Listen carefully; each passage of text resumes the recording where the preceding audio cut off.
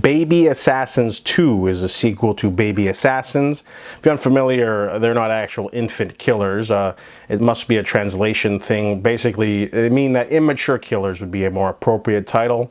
This one is about Mahiro and Chisato. They are two almost like sisters. They've grown up for working for the Assassin's Guild, and a very bureaucratic company that allows them to become hit women.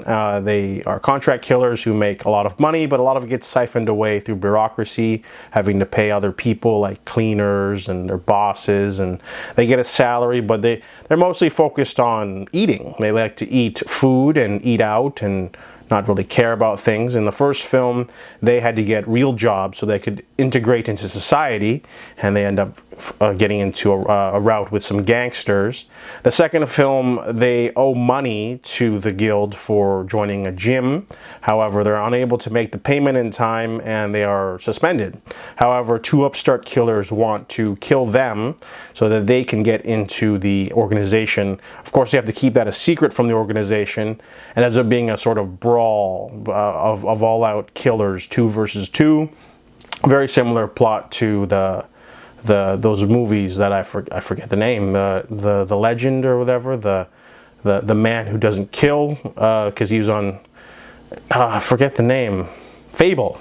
It's like the Fable, the second movie where he's suspended, or he's in between jobs, he's not allowed to kill anyone. So these two are not allowed to kill anyone, but now they're being harassed by these two new killers. So as usual, the action choreography is great. There's one big final battle and a lot of just comedy and sort of just milling along until then. A very aimless sort of plot. I'm not here for the story, but the story's good enough. There's also a really hilarious, montage of them doing jobs and things and getting into trouble. It's a very easygoing, fun mix of action and comedy. Very good marriage between the two tones. It's never too over the top, but it's still bloody and violent sometimes. And watching these two get into all sorts of shenanigans, it's endearing. It's like watching two really immature girls, young women, not able to function in society because all they know how to do is kill. And that's all there is to it. It's nothing too grandiose in theme or anything. And I believe a third film is coming out this September 2024. So I'll be anticipating that film. But Baby Assassins 2 is a solid sequel. It is missing Tak Sakaguchi, but I don't think you need him. He was pretty good in the first film. They have different antagonists in the second film, and they probably will have different antagonists in the third film. So I liked Baby Assassins 2, and I give it a 7 out of 10.